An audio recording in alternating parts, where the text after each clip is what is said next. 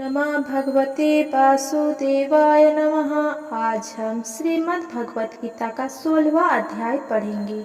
अहंकार नहीं राज्य में, जरा कष्ट नहीं मान, क्रोध नहीं परिवार में, रोगी कष्ट न जान। ऐसे नर पर धन्य है, जपे जो मेरा नाम, मैं उनका ही हो रहूं। अर्जुन आठों याम। सुखो दुख जिनको समद सदा, जपे निरंतर मोहे, वे मेरे ही परम प्रिय, सत्य कहूँ मैं तोहे। संतोषी निसी दिन रहे, मेरे पर विश्वास, ऐसे भक्त का रहूं, हे अर्जुन में दास। 16वां अध्याय।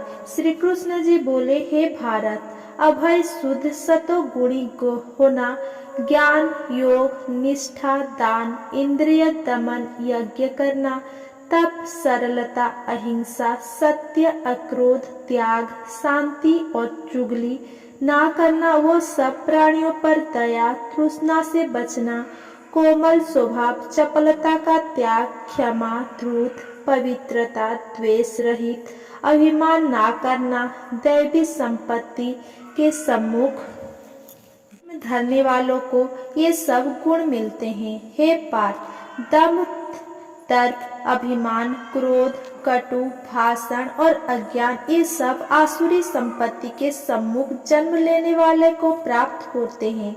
हे पांडव, देव संपत्ति मोक्ष और आसुरी संपत्ति बंधन का कारण होती है। तुम शोक ना करो, क्योंकि तुम दैवी संपत्ति के भोग को जन्म हो। हे पार्थ, इस लोक में देव और असुर ये दो प्रकार के प्राणी उत्पन्न किए गए हैं।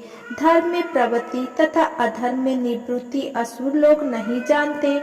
उनमें ना सोच ना आचार और ना सत्य ही है। उनके मन में जगत की उत्पत्ति का कारण काम से प्रेरित स्त्री पुरुष के संयोग के अतिरिक्त और कुछ नहीं है। मलिन आत्मा अल्प बुद्धि दारुण कर्म करने वाले इस संसार को नष्ट करने के हेतु पैदा होते हैं और दुष्कर कर्म के आश्रित होकर वे दंभी मान और मद से मुक्त पुरुष नीच कर्म में प्रवृत्त होते हैं। वे मृत्यु पर्यंत चिंता से ग्रसित हैं। कर्मों पर भोग ही सब कुछ है, इसी के सर्वस्व मानते हैं। अनेक कल्पनाओं से मोह रूपी बंधन में फंसे हुए विषय भोग से आसक्त लोग रौरव नरक में गिरते हैं।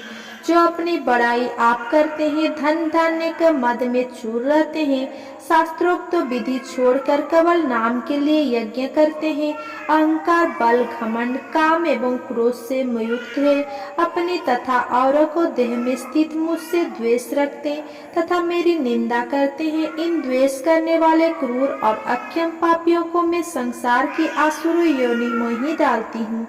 हे कंतय, जन्म जन्म में आसुर योनि पाकर वे मूर्ख मुझको पाए बिना ही अंत में अधम गति को प्राप्त होते हैं। काम क्रोध तथा लोभ तीनों नरक के द्वार है, जो आत्मा का नाश करते हैं। इस कारण तीनों को त्याग देना चाहिए। 16वें अध्याय का महात्म्य। श्री नारायण जी बोले, हे लक्ष्मी, एक सोरठ देश था, जिसके राजा का नाम खड़ग बाहु था। वो बड़ा धर्मात्मा, उसके हाथियों में एक हाथी बड़ा मस्त था, जिसकी धूम मची रहे। महाबतों को पास ना आने देवे, जो महाबत उस पर चढ़े उसी को मार डाले। हाथी के पांव में जंजीर बंधी रहे, जिसके भेद से राजा ने औरों देशों से महाबत बुलाकर कहा, कोई ऐसा होए जो इस हाथी को पकड़े, मैं उनको बहुत धन दूंगा। हे लक्ष्मी, इस हाथी को किसी ने नहीं पकड़ा। एक दिन हाथी नगर में चला गया। सामने से एक साधु चला आया। लोगों ने उस साधु से कहा, हे संत जी, ये आपको मार डालेगा। संत ने कहा, तुम देखो श्री नारायण जी की कैसी शक्ति है। हाथी की क्या सामर्थ्य है कि जो मुझको मारे।